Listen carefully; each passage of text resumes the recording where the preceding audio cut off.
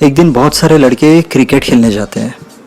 वहाँ पर दो लड़के का आपस में झगड़ा होता है। एक का नाम होता है रमेश, दूसरे का नाम होता है विजय। तो रमेश गुस्से गुस्से में विजय को बोलता है कि तेरे जो डैड है वो हम लोग के नौकर है और तू एक नौकर का लड़का है। जिस तरीके से मेरे सामने जवाब दे रहा है उसका तुझे कोई हक नहीं है। मेरे डैड को बोल के तेरे डैड को मैं काम से निकलवा दूंगा, इसलिए अभी चुप हो जा, एक वर्ड भी मेरे सामने नहीं बोलना वरना तुम लोग रास्ते पर आ जाओगे। अब विजय सब सुनता है।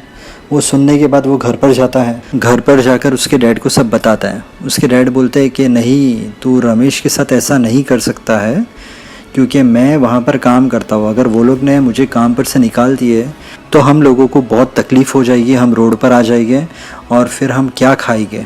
तो विजय तब सुन लेता है। दूसरे दिन जाके रमेश को सॉरी भी बोल देता है। अब उसके बाद वो इतना रोता है अकेले रूम में बैठकर और इतना सोचता है, रोज़ एक ही चीज़ सोचता है कि ये ऐसा कैसा मेरी ज़िंदगी में हो गया कि मेरे डैडी किसी के घर पर काम करते हैं और मेरा उसके साथ झगड़ा हुआ तो वो मुझे जो चाहे वो बोल सकता है, पर मैं उसे कुछ नहीं बोल सकता हूँ क्योंकि मेरे डैडी वहाँ पर काम करते हैं। रोज़ यही सोचता था। अब उसने घर पे बोला कि मुझे आप लोग हॉस्टल में भेज दो जहाँ पर कोई चार्ज नहीं होता हो, ऐसी हॉस्टल में आप मुझे भेज दो। उसके पेरेंट्स ने बहुत मना किया पर वो नहीं माना और वो हॉस्टल में चले गया। वो किसी के साथ खेलता नहीं, एकदम सैड रहता है। मेंटली वो बहुत अपसेट हो गया था कि मेरे साथ ये कैसे हुआ, ये नहीं हो सकता था और अब मुझे कैसे भी करके बहुत बड़ा आदमी बनना है। बहुत दिल लगा के पढ़ाई की, बहुत मेहनत किया और वो बहुत बड़ा आदमी बन गया। बड़े बड़े बिजनेस, बहुत सारे लोग उसके अंदर काम करते थे। उसकी शादी भी हो गई, गाड़ी बंगला बहुत कुछ आ गया उसके पास। अब वो एक दिन लिफ्ट से उतर रहा था ऑफिस से और लिफ्ट से जैसे वो उतरा और बाहर निकल रहा था तो उसने देखा कि उसकी वाइफ कार से उतरी और सिक्योरिटी वाले को बहुत गुस्सा कर रही है कि तुम टाइम पे आके मेरा दरवाज़ा क्यों नहीं खोला, तुम जैसे नौकर को तो निकाल देना चाहिए, तुम लोग ख़राब हो, तुम लोग ऐसे हो वैसे हो, बहुत बोलने लगी उसे।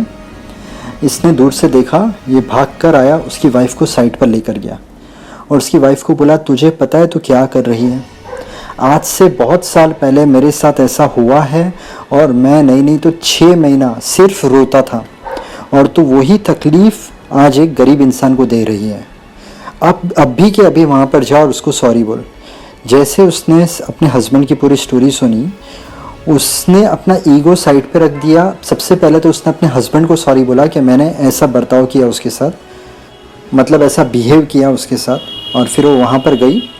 विजय ने भी टर्न किया अपना फेस और ये भी साथ में गया। विजय की वाइफ ने हाथ जोड़ा और सिक्योरिटी गार्ड को सॉरी बोला। जो विजय था उसने देखा तो सिक्योरिटी गार्ड कौन था?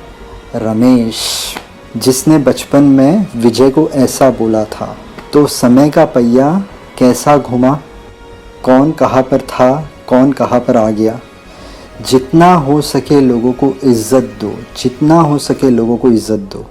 ये स्टोरी का तो एंड ऐसा है कि दोनों ने एक दूसरे को पहचान लिया, दोनों एक दूसरे को गले लगे और बहुत रोए और उसके बाद उसने उसे बहुत अच्छी पोस्ट भी दे दी।